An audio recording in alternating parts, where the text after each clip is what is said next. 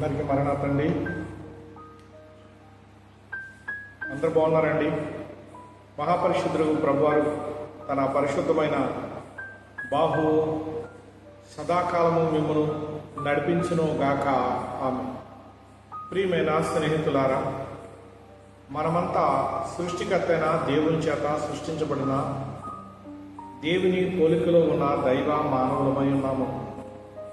ప్రియులారా, ఈ పోలిక దేవుడు కలిగి ఉన్నాడు కనుక ఆయన కలిగి ఉన్న పోలికను దేవుడు నరునికి అనుగ్రహించాడు. ప్రియమైన స్నేహితులారా, అంతేకాదు ఆయన పోలికలో ఉన్నటువంటి వారిని ఆయన ఆశీర్వదిస్తూ ఆయన ఆజ్ఞ గైకొనాలంటూ ఆయన చిత్తం జరిగించే బిడ్డలుగా ఉండాలంటే ఎంతో ఆశపడుతూ ఉన్నారు. ప్రియమైనటువంటి స్నేహితులారా, లేఖనాన్ని మనం చూసినట్లయితే ఆదికాండము 17వ అధ్యాయము 2వ వచనాన్ని చూస్తే ఇక్కడ నిన్ను అత్యధికముగా అభివృద్ధి పొందించదని అతనితో చెప్పినని ఒక మాట మనం చూడవచ్చు. ప్రియులారా, ఈ మాట దేవుని యందు విశ్వాసం ఉంచి స్వజనులను విడిచిపెట్టి జన్మస్థానాన్ని విడిచిపెట్టి దేవుని మాట కంటే ఏది నాకు గొప్పది లేదు, దేవుని మాటే నాకు జీవాధారం అని నమ్మి ఆయన మాట మీద ఆనుకుని ప్రయాణమై సాగిపోతున్నటువంటి అబ్రహాము గారితో దేవుడు చేసినటువంటి గొప్ప నిబంధన ఇది. అబ్రహాము గారు 90 ఏండ్లు వాడైనప్పుడు యెహోవా దేవుడు అతనికి ప్రత్యక్షమై ఈ చక్కని మాటను వాగ్దానముగా ఆయనకు అనుగ్రహించడం జరిగింది. ప్రియమైన స్నేహితులారా, దేవుడు ఆడిన మాట తప్పేవారు కారు. ప్రియులారా, నేడున్న మనము మాటను తప్పిపోయేవారమును మరచిపోయేవారమునై ఉన్నాము. దైవజనులు రాశారు కదా, నీవాడు ప్రతి మాట నీవు మరతువు గాని దేవుండు మరచునా అని చక్కగా భక్తుడు రాశారు. ప్రియులారా, దేవుడు మరవడు గనుక అబ్రహాముకు పని చెప్పాడు, నేను చూపించు దేశానికి వెళ్ళు అని.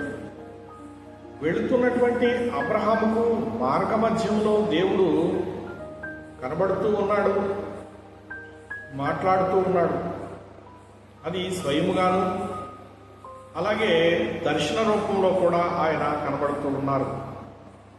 ప్రియులారా, ఆ సందర్భంలోనే ఈ చక్కని మాటను దేవుడు అబ్రహాము గారికి ఇచ్చినట్లుగా మనం చూడవచ్చు. కడవరి కాలంలో ఉన్నటువంటి నా ప్రియమైన స్నేహితుడా, సహోదరి, దేవుడు మిమ్ములను చూస్తూ ఉన్నారు.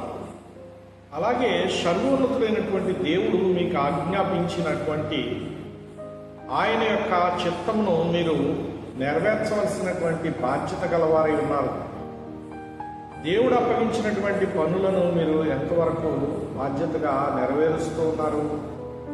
ప్రియులారా, మీ కొరకు మీరే బ్రతుకుతున్నారా, లేక దేవుడు అప్పగించిన పని చేయుటకు బ్రతుకుతూ ఉన్నారా?